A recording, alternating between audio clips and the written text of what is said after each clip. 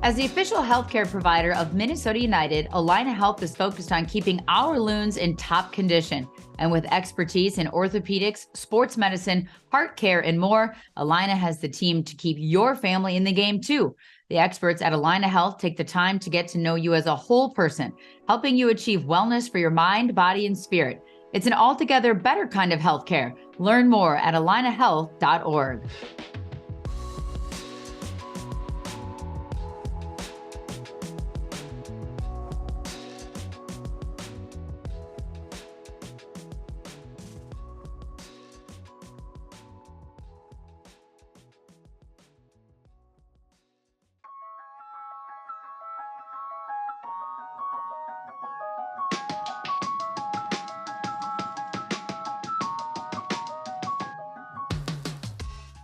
Welcome back, everybody, to another episode of Sound of the Loons presented by Allina Health. And this time we get the pleasure of being joined by DJ Taylor, the starting right back, left back, Renaissance man, plays every minute of just about every game, Leagues Cup, US Open Cup, MLS, whatever it might be, stepping in. And after a late night, I know we're recording this on a Wednesday because you guys had a US Open Cup game on Tuesday night, a big win over Philadelphia Union in penalties. But thanks for taking the time to join us. Appreciate you sticking with us this morning. Yeah, thanks. No problem. Thanks for having me.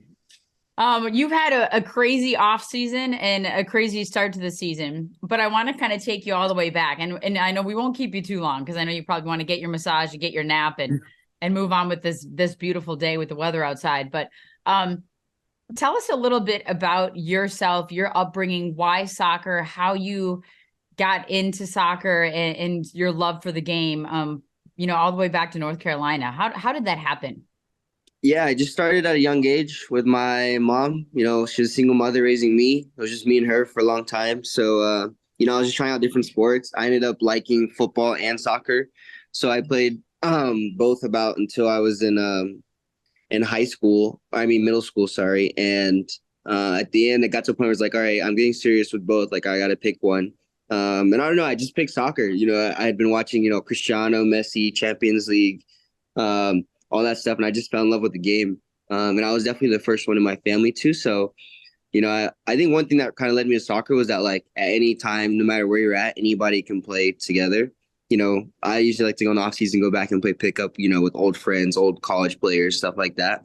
So that was one of the things. And obviously just watching, the top players in the world play every day, and just my passion grew instantly from that. And so that kind of started at a young age. I played rec, and then I played challenge for my local club, Castle, which is what it was called back then, which is, North Carolina FC now. And then slowly, I just kept progressing through the ranks. When I first tried out for Classic, actually, I made like the second to worst team, and my challenge coaches were losing their minds over like politics and stuff like that. But then like within the first year, I was able to move up to the top Castle Chelsea team pre-academy. So that was really cool. And then there just continued to play really well. I was in talks with UNC Chapel Hill. Got offered a scholarship to play there. So I verbally committed there. And then my last year, I got called into the U19 US team. So then I was able to play over in Mexico for a tournament. Played there, played in 2 games, scored a goal. So that was really cool. But that kind of really raised my stock. And then I was able to actually get in contact with an agent in Spain. And I ended up not going to UNC and going over to Spain for 2 years, which was an incredible experience, at 17, 18, going overseas, not knowing the language, pursuing my dream of playing in Europe. It was amazing for sure. And then came back to North Carolina FC. My little brother was in my life, so he was kind of the main reason I think that I actually came back to North Carolina FC after Spain. And yeah, he's amazing, but was able to play USL Championship, dominate there for 3 years, and finally got a chance to come to Minnesota with an MLS club that would stick. The previous years before that, I had clubs that were, interested in MLS but weren't really making a signed deal. And luckily, Minnesota gave me that chance, and now we're here. When you look at your career and sort of the ebbs and flows, the ups and downs, the path, I can imagine there's probably nothing you would redo or do over because every single step of the way is some sort of learning experience. But what was the biggest maybe learning experience, the biggest move you made, the biggest transition that you made, and maybe that you learned the most from? Yeah, I think there was two. I mean, I think my move here to MLS in Minnesota has been a big move, but I'll start off with the first one, which I think was when I first arrived in Spain at 17, 18, didn't know the language. I think that was made me mature very quickly in a sense. You know, each year I'd come back home for Christmas and everybody would be like, you're so much more mature. And I was like, what are you talking about? Like, I'm just normal, you know, but, having to live on my own and learn a different language so quickly was a really growing experience for me. And then the soccer wise, learning a whole different style of play. And in Spain, more possession based and thinking through the game was a whole different thing. But also when I first got there, like after I signed my first U19 contract, I wasn't able to play for like 6 months, waiting for paperwork in the Spanish Federation. And as a 17, 18-year-old, you're like, oh, I sacrificed all this to get overseas and I can't play now. I have to wait. I'm just watching my team play week in, week out. So I think that was a low for me, definitely in a life sense. I'd never really been that low. I'm like, why am I sacrificing so much and I can't even, play? And so that was a growing experience for me for sure. Dealing with that mentally. How do I push through that? How do I continue to stay prepared for 6 months for when I can play?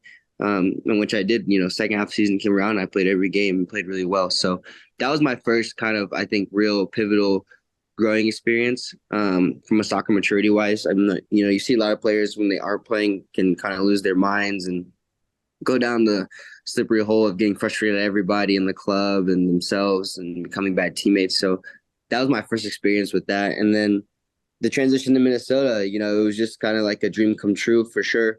Coming from single mother with my mom, she always knew what my goal was, to play at the highest level I can play. And seeing it come full circle was really, proudful, was making her super proud, made me super proud. And then, I always told everybody when I was in North Carolina and I came back, I want to get out. I always told my friends I want to leave North Carolina. I'm going to go on to better things, So to be able to put it into fruition, what I actually been saying since the first day I got there after I came back from Spain was incredible.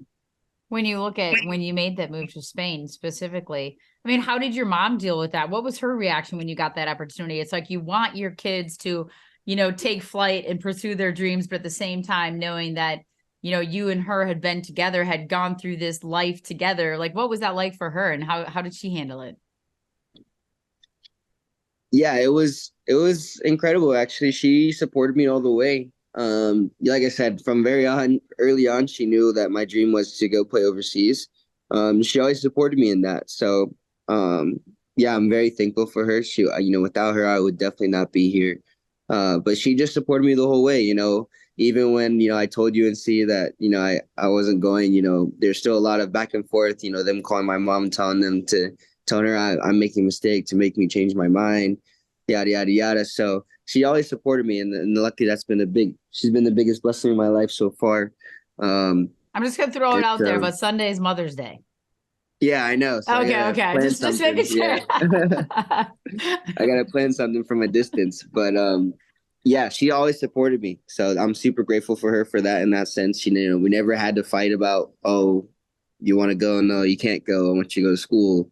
Typical, I want you to go to school story you hear from players and stuff like that. I think she knew in my heart, even if she told me no, I probably still was going to find a way to go. So she's always been supportive. So that was amazing. But it kind of actually brought us to closer, because when you're in that, high school age, you're kind of very defiant in a sense. So, we were clashing heads a lot because we're very much alike. But then, going overseas and I could only come home like 2 times out of the year. Really brought us together, and then obviously with the inclusion of my little brother, just everything came full circle in that sense from a family standpoint. You've talked about your little brother a lot in the couple years that I've been a part of Minnesota United. That's always been a big driving force for you.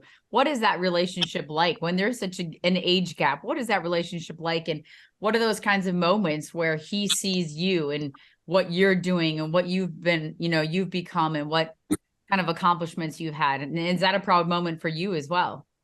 Yeah, I mean, it all starts just because, since I was real little and I ever asked about having a sibling, I was told no very quickly because my mom was so sick when she had me.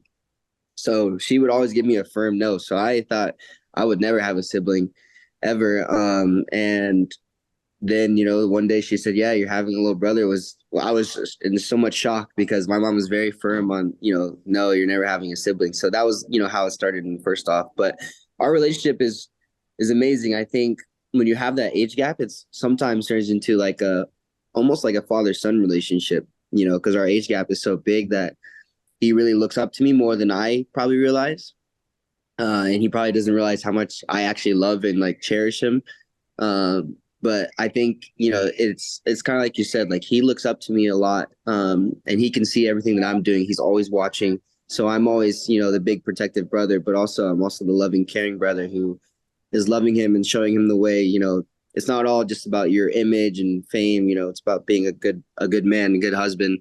And so, yeah, it's a great relationship to have, I think, to have that age gap because, I can be that caring brother who's, it's like we're similar in age, but also I can be that kind of male figure in his life that can lead him and help him grow. Talk about some of your off the field endeavors and what you've been able to accomplish because you've accomplished so much on the field, but some of that platform has led you to pursue other passions, other interests, other things. And I know you were really active in what you had going on during the All-Star festivities last year, trying to sort of build on that with all the things that were going on in the Twin Cities. So talk a little bit about your clothing brand and your I should just call it your brand because I feel like it's not just limited to that. So what has that, how did that transition, how did that come about, and how is that part of your passion? Yeah, that kind of started because of COVID, to be honest. We couldn't play for like 6 months, I think, during COVID. So I was like, what would I do? What have I always wanted to do that I never had time for because of soccer, because I was like, we have 6 months. This might be my only chance to have 6 months away from soccer and take advantage of it. And I kind of was just thinking, like, I always told my friends, like, it'd be cool to have a clothing brand. So I kind of just did my research. What does that look like? Was it like on Shopify, drop shipping, stuff like that. And just had a couple of friends like show me some directions a little bit. And from there, it was just go. I put out DJKT, which was the start of my brand, which was just like for the fans at North Carolina. I just did some quick, simple designs. But it was really cool because, I had to learn how to like make a website and do all this other stuff. And then obviously it turned into Vinci, which is, I conquered, which is about turning your dreams into reality and embracing your imperfections and not letting them hold you back. And so the brand just took off from that standpoint. I really found a brand that kind of represents me, kind of like you said, a little bit of Spanish flair, but also with the American style of streetwear. And that's where we're at. And, and during the All-Star Week last year, that was huge. We were able to have our first Vinci fashion show. And it was a huge success. Everybody loved it. Had probably half the team there. So it was an amazing experience for them guys. And for me too, and I've also learned, how to be a business owner and what is it like to hire someone, I have a great intern. And then to have my wife on there too, finally, she's been there from the beginning, helping me grow it. And now she's really more involved into it too. Now she's, here with me. So it's just been an amazing process to see that grow. And I think the biggest thing is that I have no pressure with it, because I can just keep playing and then hopefully when I retire, slide, transition into clothing. But it's just been just a learning experience, just kind of like with soccer. I just try to grow out of my comfort zone. Talk about your wife, about that relationship, and we all know, I mean, any relationship is more of a partnership, and it takes a lot of compromise and a lot of work. So talk to me about your wife. How did you guys meet? How long? I know you just got married not that long ago, but tell me a little bit about her because I'm assuming she's probably your better half. Oh yeah, for sure. She's definitely my other half, my better half. Yeah, we met actually during a USL Open Cup game, which is actually funny. They were redoing the field at North Carolina at Wake Med Soccer Park, and we actually had to play on one of our training fields. So the fans, were a lot closer. There wasn't like actual stands. So, the first time I saw her, I was walking out for a game against, I think, a USL League One team. And I was like, oh, who's that? Like, usually if you see a cute girl, it's, a teammate's girlfriend, I was like, whose girlfriend's that? And then we locked eyes in that. So that's the first time we saw each other. And then after that, she reached out to me actually, which is surprising for people to hear. Usually it's the other way around, but she reached out to me and then, yeah, it was from there. We just, fell in love and took off. we've been committed even through long distance, and now she's finally, we got, last off season, as soon as I got back, I proposed to her. We got engaged, and then 2 months later we were married. And the wedding was perfect, was amazing. It went perfect. It was on December 30th, North Carolina or in Virginia. So we were thinking it might be a little cold, but it was like 70 and sunny. So definitely couldn't have asked a better day from God in that sense. And yeah, so we got married, and now she's here. So that's been a transition in itself too. Growing as a man, as a husband. And what does that look like for me? And dealing with compromise. Not being so selfish all the time. But yeah, she's amazing. She's my other half, better half for sure. She pushes me to be the best version of myself. And I think that's one of the reasons I love her the most, to be honest. Well, and to transition into, I mean, the long distance is a challenge, but then living together can also be a challenge. And you're busy, you have a lot going on. It's like the days are weird, I think, when you're in professional sports, because maybe you dedicate a couple hours in a day, but then with the travel, then you're gone. So, I mean, I feel like that on a sort of a weird spectrum too, with even as a broadcaster, it's like your weeks are kind of flexible. You have some freedom outside of the training and some rehab and regen and whatever, but then the travel is what sometimes can get you when you have to be away. And especially when she's moving from somewhere else, maybe doesn't know anybody here and maybe doesn't have any family or friends. And then she's trying to figure out herself as well in this new environment. How's that gone so far? And then also what's that like with the group? Because there's a lot of you that are in that situation, either have long-term girlfriends or married, some have kids. Is there sort of a community amongst the players and players' wives or girlfriends and things like that she can lean on a bit? Yeah, so I think her transition's actually been really good. She was able to get a job like within a month that she likes. She works at a place called Hot Works, which is like a sauna gym. She go work out in saunas.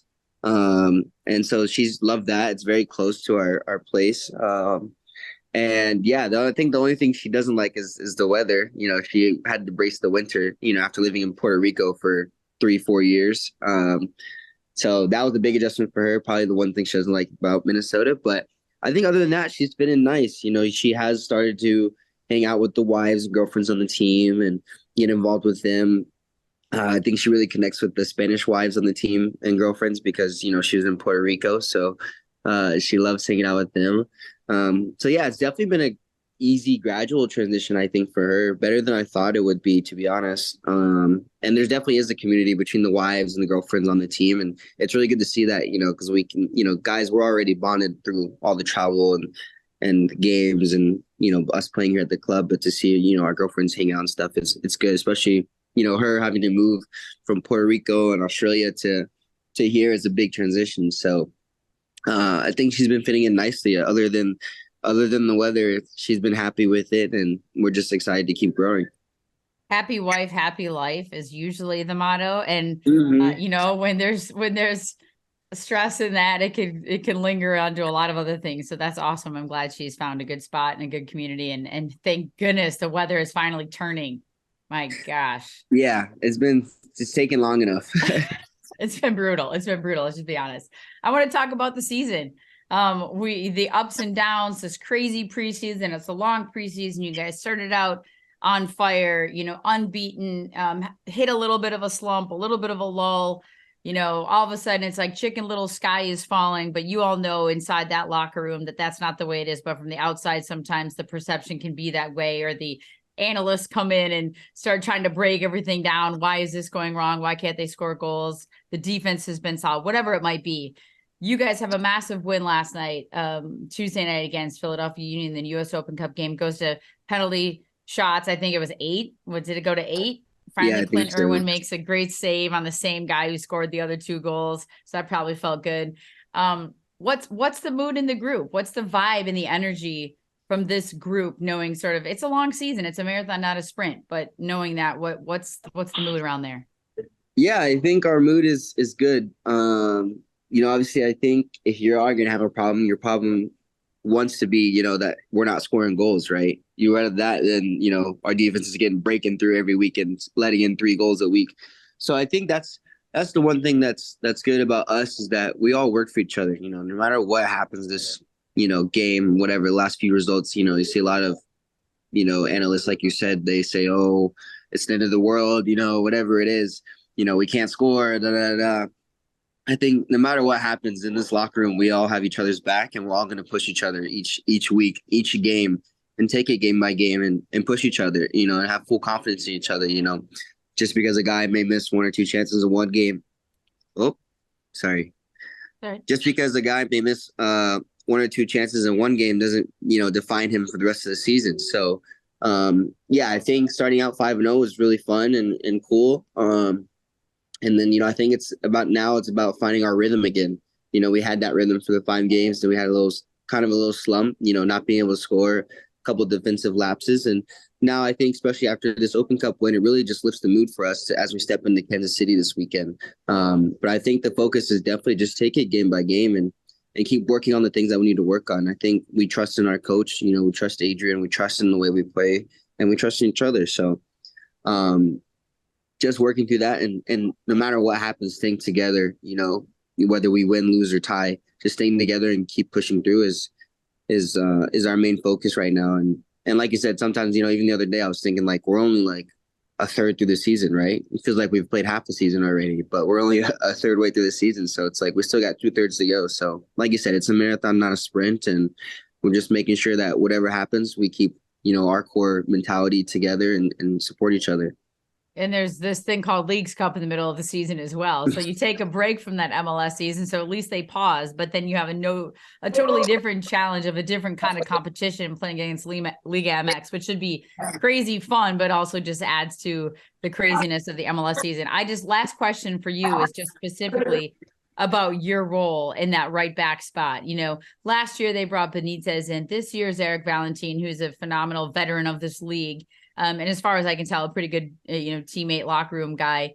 But you just keep outperforming and stepping in and winning back that starting role. How does that fuel you when you see another right back get signed, or do you more just view it as competition is good for everybody? Yeah, I think it definitely fuels me. I think, there's always going to be competition, especially at this level or whatever level I go to. And I kind of embrace it. I like it because, I feel like, kind of at North Carolina, I didn't really have much competition for my position. I was from there. I, grew up in the academy. I didn't say I was handing out, handouts, but it's definitely different when I've come to Minnesota and I have, I'm going against a right back who's played internationally, against Allen. And now it's going against a right back who's a veteran in the league, has tons of experience. I would say the one grateful thing I am is that both those guys and my competition who have come here have been great teammates on and off the field, right? It's not like we have a bad relationship where we're trying to hurt each other in training and stuff like that. Even this year with Zarek, he teaches me a lot, talking to me off the field, between halves even, he'll give me some tips and stuff. And like I said, he starting at the beginning of this game, because I had this season, because I had a little preseason my preseason was hard with my injury. And I thought he did really well. And just being able to grow with him in that sense on and off the field has been incredible. But I think it definitely does fuel me to play better, no matter even if I play, every Wednesday, Saturday game back to back, no matter how tired I am, in the back of my mind, it's, all it takes is one game to lose your spot. So I think it just pushes me to elevate my game and not get complacent, which is, like I said, I don't take it for granted because, I think that's one thing I was missing at my previous club. And so for me, it's just motivation and just to keep seeing how much can I push, to beat out the next guy and continue to be the best version of myself. Awesome. Thanks, DJ. I appreciate you taking the time. Yeah, I really no look problem. forward to it. I look forward to what comes for you guys. I know it's a super insanely congested schedule and lots of moving pieces over there. So I appreciate you taking the time. I know you got a lot going on. I feel like I talked to you last year for a podcast too, in a similar stretch, and your legs were like about to fall off. And it was like, you just wanted to, it was like, let's just get through the next game. And maybe it was before the All-Star break or something, you had a little window of time. So I appreciate you taking the time today. Yeah, no problem. Thanks for having me. It was a lot of fun. All right. Well, next up, segment number 2 is the woman, the myth, the legend, Angie Blaker gets to join me. This team does not function without Angie Blaker. So stay tuned, everybody, for segment number 2 coming up next.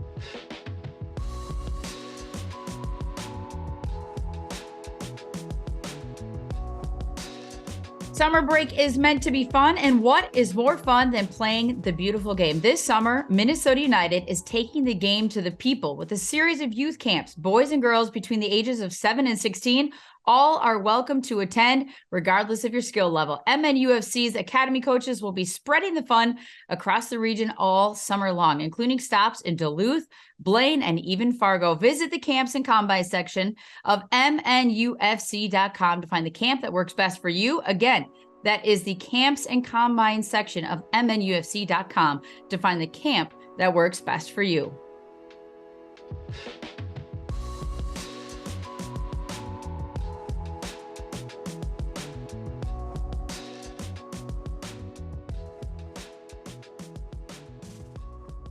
Welcome, everybody, back to segment number 2 of Sound of the Loons, presented by Alina Health. And, I should say, I'm going to get to introducing our Renaissance woman in a minute here. But I always wonder when that thing pops up for the recording of the Zoom and it says, it's being recorded and you have to say got it or leave meeting. I wonder if anyone's ever actually left the meeting. It's just like, I'm done with this now that it's being recorded. But anywho, so Angie Blaker, the woman, the myth, the legend. That is how I just ended the previous segment with DJ Taylor. He's going to feel, I think, a little subpar that he started out the podcast today knowing that Angie Blaker, the woman, the myth, the legend, was coming next. Would you agree, Angie? I mean, 100% people are going to fast forward through him to get to my segment, no doubt. I hope we put like a little itinerary, like a little rundown so people know, like, if they want to skip over that piece, they can just hop right into Angie Blaker and really find out how this thing works. It's like how the sausage is made, kind of. I guess. Well, and if you're tuning in on video, there's a massive calendar that takes up Angie's entire wall, which we chatted about before we started recording. Angie, give everybody the lowdown. I want to make sure first, Senior Director of Team Operations, Angie Blaker, but we know you're so much more than a title around Minnesota United, but give us the lowdown on what is behind you and how you need a bigger wall. Yeah, I need it for sure. Let's start off with, I need a bigger office, bigger wall. A lot of what I do is just try to keep the first team moving forward, but with that comes a lot of, now that we have a second team, we have a YDP, we also are in a unique situation. We're at a shared facility. So I try to put everything that I think could impact our group onto a calendar just so I can see and try to forecast the chaos before it hits us the day of. So even the calendar board is ever changing, but it at least tries to keep my brain in one group. I don't even think you can read it, but now that we won last night, we'll have another game in May. So it'll just make everything a bit more exciting. Yeah, well, the beauty of it is, though, is that everything always goes according to plan. So you never have to pivot and change, right? A last minute. Everything's always smooth sailing. We never have a flight delay, never have any issues, never have somebody forget a passport, or never have somebody do anything wrong. Yeah, the best part about that, too, is like I hear people, because now that I fly commercial for the MLS Apple deal, because I don't get the beauty of the charter, which I did with you guys, is I hear people complaining about little things in airports, me included, when a flight's been delayed or canceled and I'm trying to reconfigure, but you're reconfiguring what, 30 people? I know you guys fly charter, but even still, that you're talking meals, you're talking hotels, you're talking whatever, like you're reconfiguring an entire group, not just a one individual. Totally. And this last trip the last trip we were just on was unique because you are leaving the country and coming back in the country. And I don't have to just worry about my passport. I have, 30, 40 people who may or may not need different visas, different passports, green cards. So it's the whole shebang that I'm just having to worry about so they can streamline and just travel with ease. Meantime, we'll give a little inside scoop. I feel like sometimes you're like ordering flowers for guys, for people, you're making sure that everybody's got what they need when they travel. I mean, this isn't just like a team thing. This is like, sometimes you're dealing with like the guys and the personal things, because you literally do everything. You and the kit guys, I feel like you pull a lot of weight around there. Yeah, I've had a lot of guys have to remind me of what I've done because I've been doing it for so long. I don't know if I should spill how long, because then people really know how much of a dinosaur I really am. But you're only like 20, so you've just been doing it since you were 2. Yeah, Manny found me when I was just, in kindergarten. But I think this is my 17th season with the club and in soccer in Minnesota. So it's crazy, and that's why I don't always remember the things I've done. So it's helpful when the others remind me. Some of the fun things I've done recently, last year, and I should have had, like, I don't know if you can graphic some pictures. Dane St. Clair had a injured finger, so he sends me a text, asks me, says, "Hey, can you modify my gloves?" I'm like, I mean, sure, I've modified goalkeeper gloves before. And I just had to self-teach myself, and I unstitched his gloves. I hand stitched him up so his fingers were the way he wanted, and he wore them. I mean, we didn't hit that much of a hot streak during that time, but it was still something fun that I can say I've now done. And then, I just was a wedding planner for one of the guys who got married at Allianz Field. So I just make it up as I go. I love that. And that, I believe that was Curvin, which got out there on social media somehow, or I think Angie reported it or something, which, I mean, good for him. Like, I didn't even know that was, in the works. But also, I swear I came to two training sessions this year before I did a Minnesota game. And I think one time Curvin walked in and he had like glued his own shoe back together or something. So, and Touche was like, "What's happening here? Like, we have lots of shoes back there," but he really wanted to wear that pair of shoes. So the things the personalities, but what is it that makes you do what you do? And for as long as you've done what you have done, and I know your role has changed over time. The team has gone from NASL to MLS, all sorts of things, but like, what is it that you love about your job and that keeps you coming back and wanting to do this? I think I just do enjoy such variety. I laugh when I reflect back when I was doing my undergrad. My parents, they were like, "You're going to college, so you don't have to work nights and weekends. Like, you'll get a good job." And I'm like, heck yeah. And then next thing I know, I get into sports. And then now it's, oh, you're not only working nights and weekends, you're probably working on a holiday and you're working 24/7. And I think just the variety, and every day is a little bit different, even though you're doing the same task, is, I think, what I live for, because I'm always looking for new challenges, and I find challenges even when I'm not looking for them. So I think that's why I just must like what I'm doing, because it really pushes my boundaries, and maybe that's what I need to stay motivated. I don't know.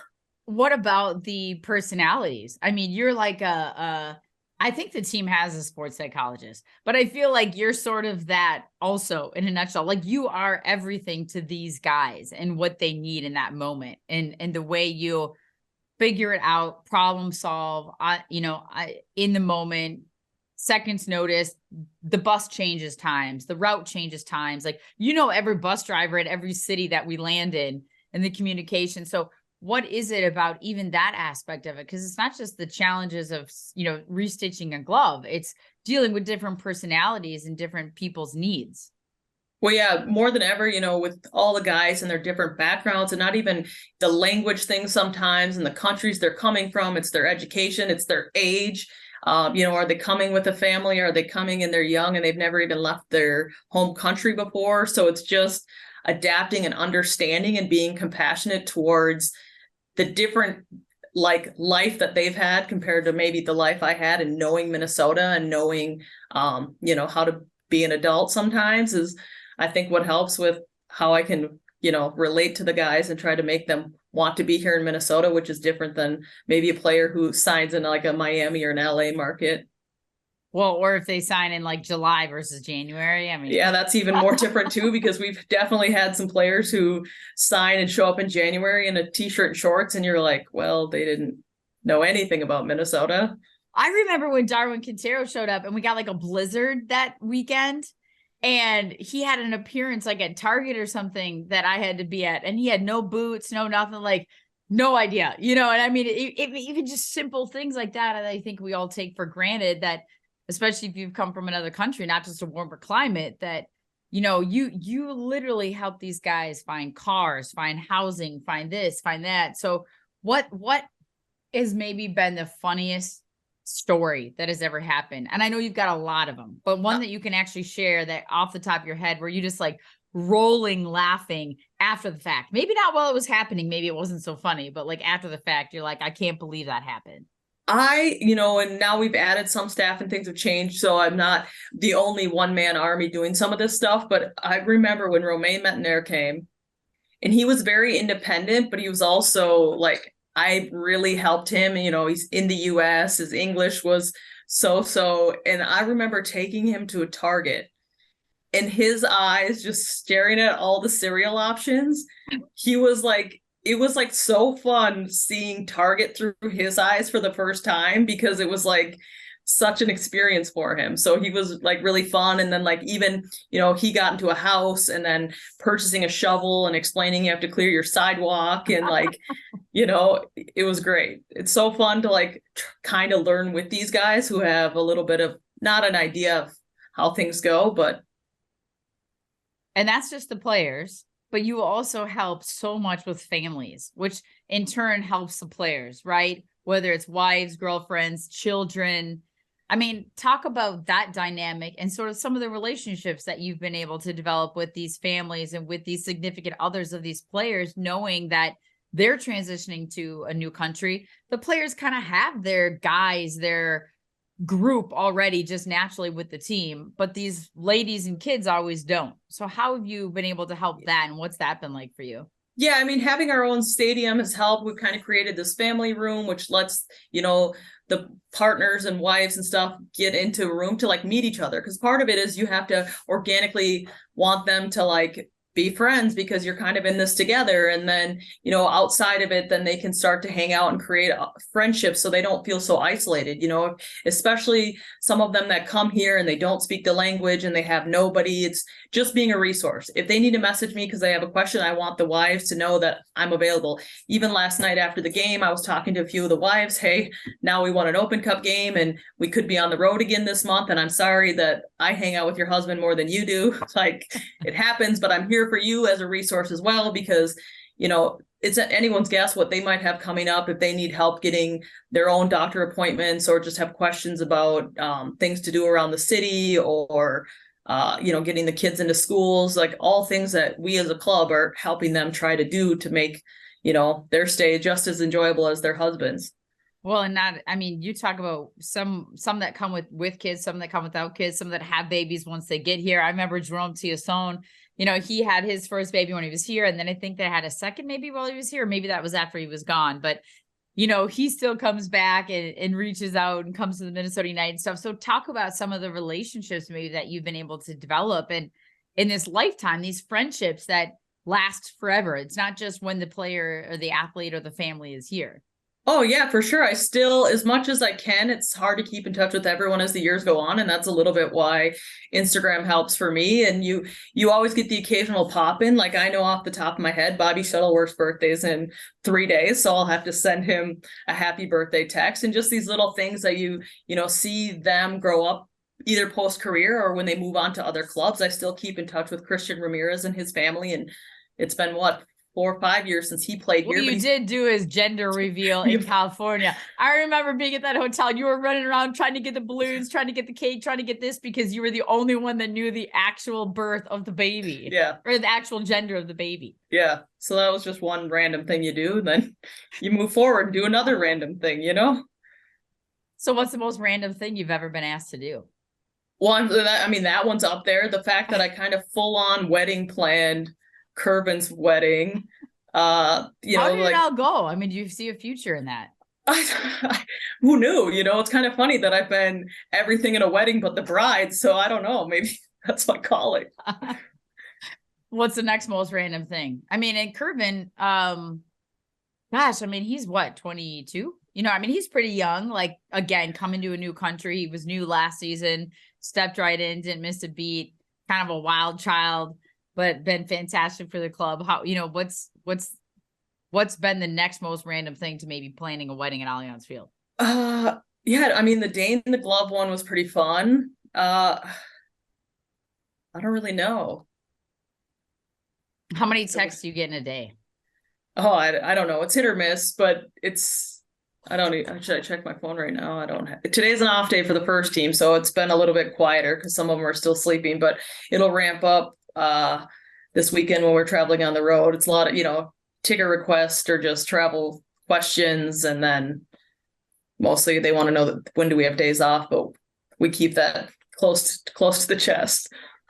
You know that. Those are last minute reveals. Yeah. They don't want to let those guys play. Okay. Now also you're a Minnesota native, Blaine, right? Yes. Well, yeah, Lino Lakes. Lino Lakes. We want to give some love to the proper city here. Lino Lakes, Minnesota native through and through. You went to school up north in Duluth, correct?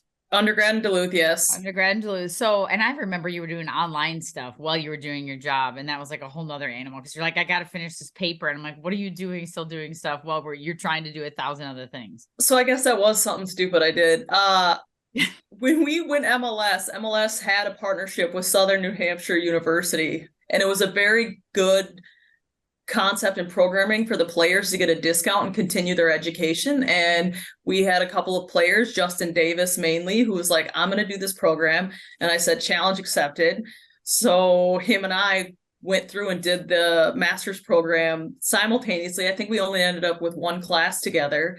But yeah, I worked through that and graduated 4.0, like put the certificate in my house, what it means, what it'll do, who knows? But it was just something I decided to do on a whim because it was discounted. I love it though, because that's just another challenge. It's like another one of those challenges that you've accepted in that moment, and you completed it. And you completed it not only just, you didn't just do it, you did it with a 4.0 in the midst of doing all these other things. What about the Minnesota aspect? What makes you love it here? Because also in this industry, a lot of people move on. They change markets, they change teams, they change whatever. What is it about here that you love, that you don't want to leave? You want to be part of the fabric continuing on in Minnesota? I get a lot of, like, people give me a hard time because I'm very, like, my high school graduation ceremony was actually here at the National Sports Center. I didn't intend on never leaving, but, you know, I got this opportunity with the club back at the time, and I've just been here since. But I'm simple, I'm easy, I'm boring. So to me, this area in Minnesota has everything I'm seeking. I don't live for a life of adventure. So just being here and close to work is easy enough for me.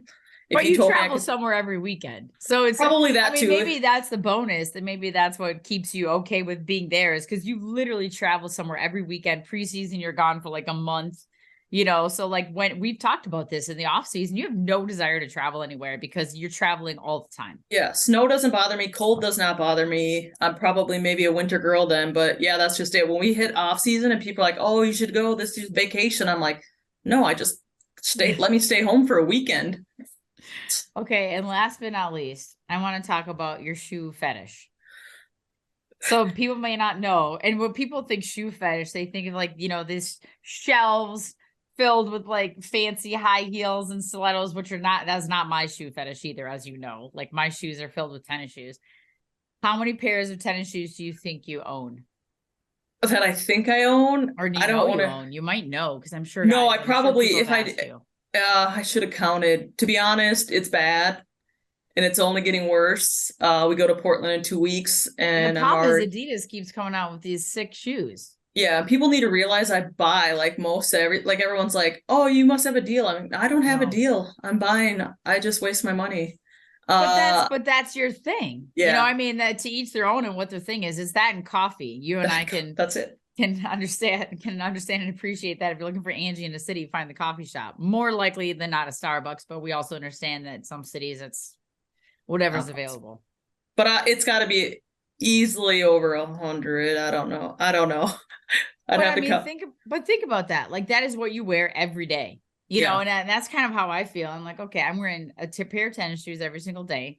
I rotate through them. I don't ever, you know, obviously I'll donate when they get to like not that they get old, but like if they. No, that's the saddest part when you got to retire them. You got to retire them, but then they go on to greener pastures and someone, you know, who could use them, which is that's a good feeling in and of itself. So yeah. So I appreciate that. And I always feel like your shoe game is at the top. So I'd show up at practice and I always look to see what kind of what pair of shoes you had on that trip, that game, that day, that week, whatever it might be. Yeah, it's big pressure to continue to impress all my shoe fans. Yeah, the whole crew is that way, though. I mean, when you're around those guys every day, everybody's got a shoe game. Yeah, for sure. Yeah.